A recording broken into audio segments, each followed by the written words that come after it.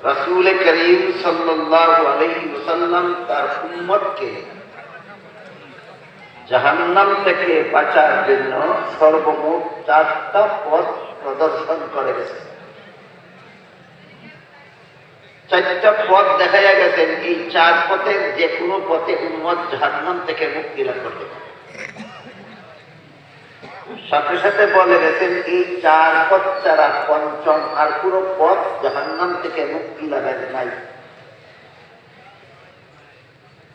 ধারাবাহিকভাবে রাসূল পথ 4টার বিবরণ দিয়ে বলেন, কুল আলিমান।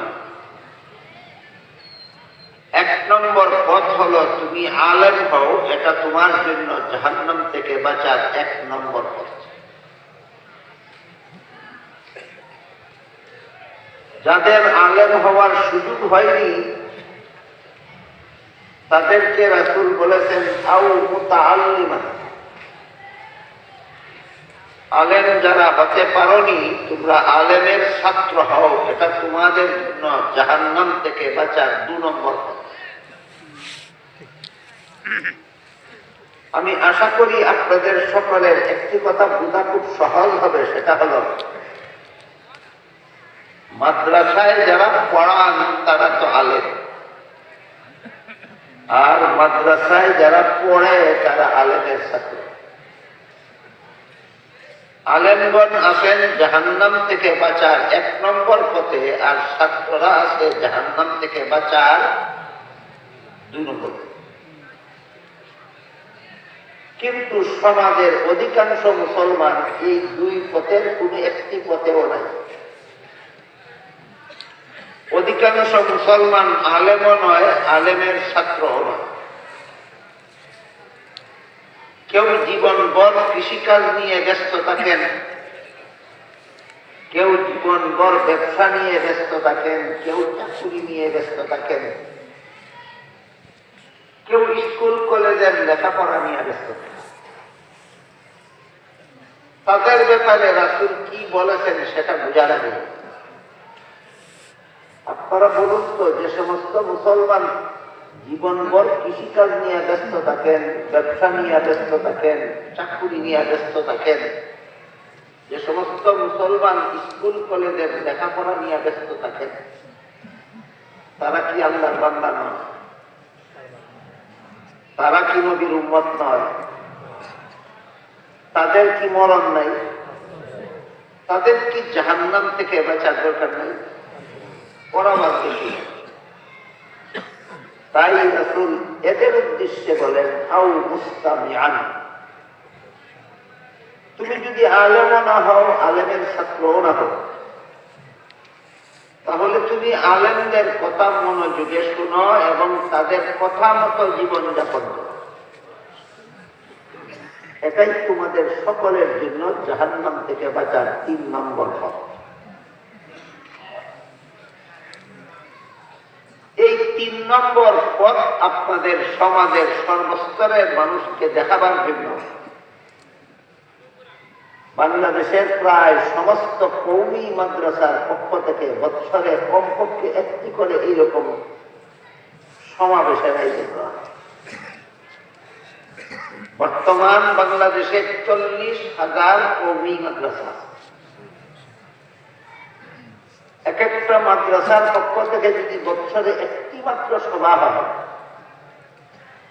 তাহলে শুধু 40,000 কওমি মাদ্রাসার পক্ষ থেকে প্রতি বৎসরে বাংলাদেশে 40,000 ইসলামী সভা সম্মেলন হয়। শুধুমাত্র যারা আলেমও নয়, মাদ্রাসার ছাত্রও নয়, তাদেরকে জাহান্নাম থেকে বাঁচার পথ দেখানো হবে।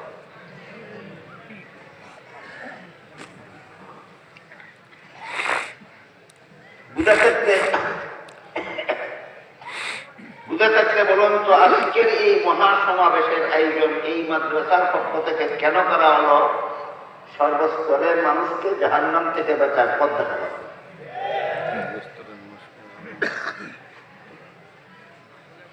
প্রশ্ন হলো, রাসূল যে বললেন যে আমি আলেম অথবা আলেমের ছাত্র না হলে আলেমদের কথা মতো জীবন যাপন করব, আলেমের কথা মতো জীবনের কোন কাজ করব,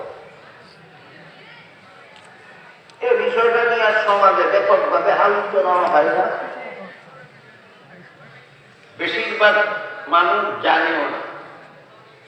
তাই এই বিষয়টা একটু পরিষ্কার হওয়া দরকার যে রাসূল যে বলেছেন তুমি আলেমও যদি না হও, আলেমের ছাত্রও যদি না হও, তাহলে আলেমের কথা মতো জীবনযাপন করো। আলেমের কোন কোন কথা মতো আমি মানে কোন কোন কাজ, এটা বোঝার জন্য আমাদের মনে রাখা দরকার যে মানুষের জীবনের সকল কাজ প্রথমত দুই ভাগে। একরকম কাজ হলো ধর্মের কাজ, আর একরকম কাজ হলো সংসারের কাজ।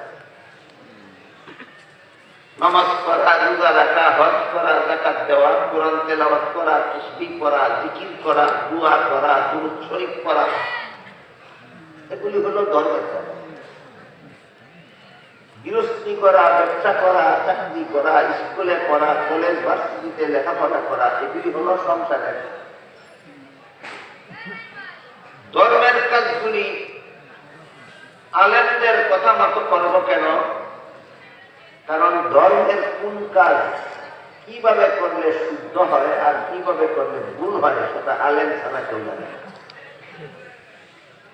তাই আবার উজু করতে হবে আলেমদের কথা মতো, তবেই আবার উজু হবে শুদ্ধ। নামাজ পড়তে হবে আলেমদের কথা মতো, তাই তখনই আমার নামাজটা হবে শুদ্ধ। হজ করতে হবে আলেমদের কথা মতো, তখনই আমার হজটা হবে শুদ্ধ। কোরআন তেলাওয়াত করতে হবে আলেমদের কথা মতো, তখনই আমার কোরআন তেলাওয়াতটা হবে শুদ্ধ। সুতরাং ধর্মের সকল কাজ আলেমদের কথা মতো করতে হবে শুদ্ধ হওয়ার জন্য। এইটা মনে রাখবেন, ধর্মের সকল কাজ আমরা যারা আলেমও নই, আলেমের ছাত্রও নই, আমাদের ধর্মের সকল কাজ করতে হবে আলেমদের কথা মতো। কেন? শুদ্ধ হওয়ার জন্য।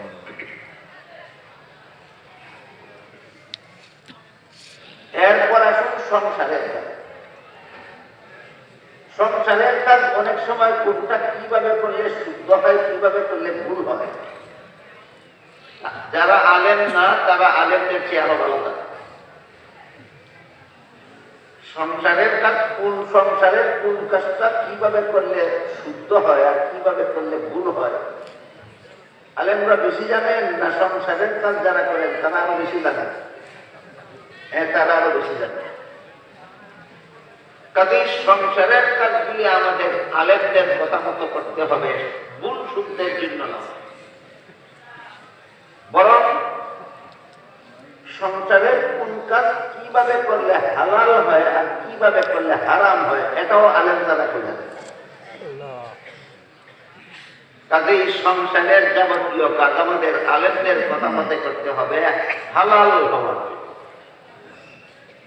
পরবর্তী কথাগুলি বোঝার আগে আমরা আপাতত দুটি কথা মনে রাখি। ধর্মের কাজগুলি আলেমদের কথা মতো করতে হবে শুদ্ধ হওয়ার জন্য, আর সংসারের কাজগুলি আলেমদের কথা মতো করতে হবে হালাল হওয়ার জন্য। পক্ষান্তরে সংসারের কাজ যদি আমি নিজের ইচ্ছা মতো করি, হালাল হলো না হারাম হলো আমার বোঝার উপায় নেই। নিজের অজান্তেই আমি সংসারের কাজটা হারাম উপায়ে করে বলবো, যে কারণে আমার সংসারের কাজটাই আমাকে জাহান্নামে দিবে। তাই সংসারের যাবতীয় কাজ আলেমদের কথা মতো করতে হবে, যেন আমি সংসারের কাজ করতে গিয়ে হারাম পথ অবলম্বন না করি। যেমন ধরুন রাতের ঘুম, এটা সংসারের কাজ। খাওয়া দাওয়া সংসারের কাজ, পেশাব পায়খানা করাও সংসারের কাজ। পেশাব পায়খানা সম্পর্কে হাদিস শরীফে রাসূল করিম সাল্লাল্লাহু আলাইহি ওয়াসাল্লাম বলেন, ইদা আতাইতুমুল গাইতা ফালা তাস্তাকবিলুল কিবলাতা ওয়ালা তাস্তাকবিলুহা। অর্থাৎ হে আমার উম্মত মুসলমানেরা, তোমরা যখন পেশাব পায়খানা করতে যাও তখন কিবলাকে সামনে নিয়ে অথবা কিবলা পিছনে রেখে পেশাব পায়খানা করো। কিবলা ডানে রেখে অথবা বায়ে রেখে পেশাব পায়খানা। সুতরাং কেউ যদি স্বেচ্ছায় জেনে শুনে কিবলার সামনে নিয়ে পেশাব করে পায়খানা করে অথবা কিবলাকে পিছন দিয়ে পেশাব পায়খানা করে, তার এই পেশাব করা, তার এই পায়খানা করার কারণেই তাকে জাহান্নামে যেতে হতে পারে। তাহলে আমার পেশাব করতে হবে নিজের ইচ্ছা মতো না আলেমদের কথা মতো? আমার টয়লেটে যেতে হবে নিজের ইচ্ছা মতো না আলেমদের কথা মতো? এরপর খাওয়া দাওয়া। হাদিস শরীফে রাসূল করিম সাল্লাল্লাহু আলাইহি ওয়াসাল্লাম বলেছেন, কেউ যদি বাম হাতে খায় তাহলে তার সাথে শয়তানে খায়, বাম হাতে পান করে তার সাথে শয়তানে পান করে। বলুন তো, আপনাদের জানা মতো বাংলাদেশের কোন মুসলমান বাম হাতে কাপ নিয়ে চা পান করে কিনা? রাসূল যে বলেছেন তার সাথে শয়তানে পান করে, এটা মিথ্যা বলেছেন। আপনাদের রাসূল মিথ্যা বলেন কোনদিন? তাহলে বাম হাতে চা পান করলা, তোমার চা পানের মধ্যে শয়তানকে শরীক দেওয়া হয়। বাম হাতে বিস্কুট খাইলা, তোমার বিস্কুট খাওয়ার মধ্যে শয়তানকে শরীক করা। তাই আমার খাওয়া দাওয়া করতে হবে নিজের ইচ্ছা মতো না আলিমদের কথা মতো? তেমনি ভাবে রাতের ঘুম, এটাও সংসারের কাজ। কিন্তু কেউ যদি এশার নামাজ না পড়েই ঘুমিয়ে থাকে, আবার ফজরের সময়ও ঘুম থেকে জাগে না, এমন মুসলমান কি আছে বাংলাদেশে? এশার নামাজ না পড়েই ঘুমিয়ে থাকে, আবার ফজরের নামাজের সময়ও ঘুম থেকে জাগে না, ইচ্ছাকৃত ভাবে। কোন সন্দেহ নাই এক রাতের ঘুম তাকে জাহান্নামে নিয়ে যাবে। যে ঘুম তোমাকে এশার ফরজ নামাজ পড়তে দেয়, যে ঘুম তোমাকে ফজরের ফরজ নামাজ পড়তে দেয় না, এই ঘুম হালাল নয়, হারাম। এমন ঘুম হালাল না হারাম? তাহলে বলুন তো, আমার ঘুমাতে হবে আলেমদের কথা মতে কেন? হালাল করে। আমার ঘুমাতে হবে আলেমদের কথা মতে কেন? হালাল।